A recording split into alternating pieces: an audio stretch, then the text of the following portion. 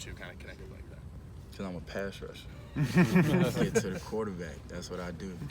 Nah, but on some serious note, like I make sure and Coach O checks on me, and I check on Coach O as well. Just as far as just walk around facility, I ask how you doing, how everything going. I make sure I speak to Miss Kelly every day that I see her, and it's just like I said, things get bigger than football, and just on and off the field, on campus, out of campus, things get bigger, and there's a lot of ways that people can help you, and I don't want to just be known for a person that played for Coach O or someone that he just coached, It could be a much better relationship than that.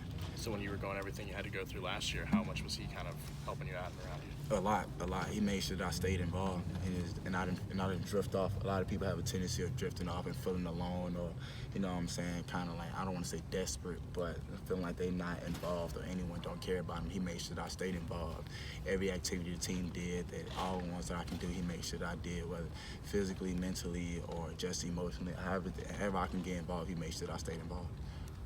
How much do you remember? I guess you must have been a recruit then. How much do you remember about kind of the whole narrative of Ed coaching for his job, and it was either going to be Ed or Tom Herman coaching LSU? Yeah, I remember that. I was hoping it's Coach O, but obviously that's something that was out of my control. But I'm glad Coach O got the job, and I hope he continues to stay with the job throughout his time that he wanted to be coaching.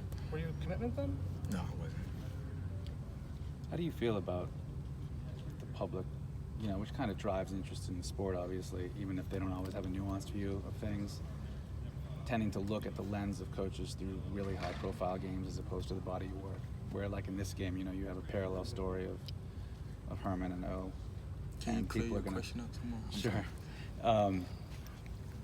In other words, this game there's going to be a lot of hype surrounding this game, specifically because LSU made a decision to stop pursuing Texas's coach and stay with the one they had. And so some people will see this as an opportunity for players, for the LSU, to make that decision right, even though it's really only just one game and not a body of work. Right. How do you feel about that view of things? Yeah, I feel like that's been one, and I personally feel like, and a couple guys and the team feel this way. This game is bigger for more on the outside than it is inside. We know it's the next game on our schedule. Whether we get the results we want or not, we have to play the next game. Just don't make or break our season. Like I told the guys earlier, we're gonna face better talent on this schedule that I believe, or even talent that's equal or better on this schedule. And that's not a shot at them, but we know that we're going to get some championship contender teams coming up. So this game is definitely more for the outside and inside. We're gonna handle what needs to be handled, regardless of what the outsiders say. The game has to be played Saturday, 6:30 in Austin. Whatever it is, whatever needs to be said, it's gonna be done. It's gonna be done.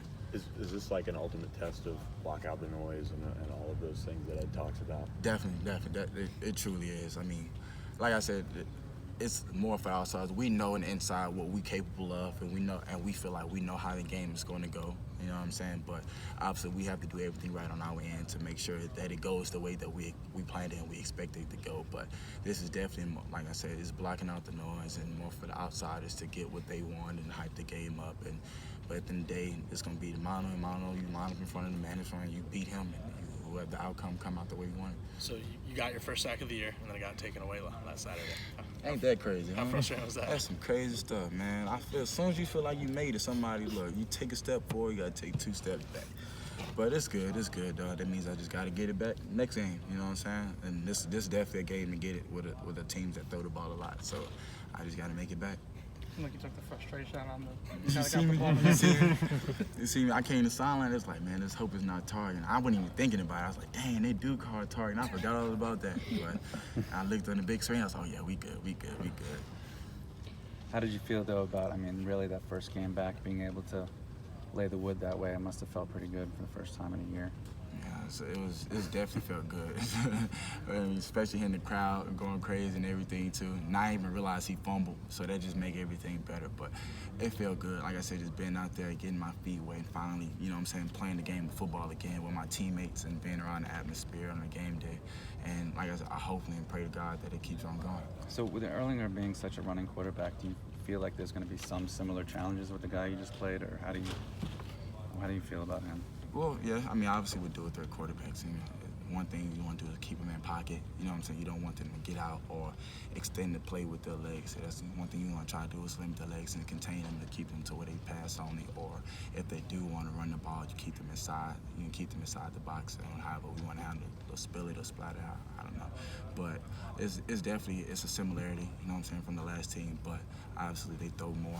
You know, they get the ball out, they spit the ball out, and it's gonna be different, but same in some areas. Just the scramble, the threat of a scramble is what you're Right. similar. Yeah. Right. Thank you, Kayla. Okay, well,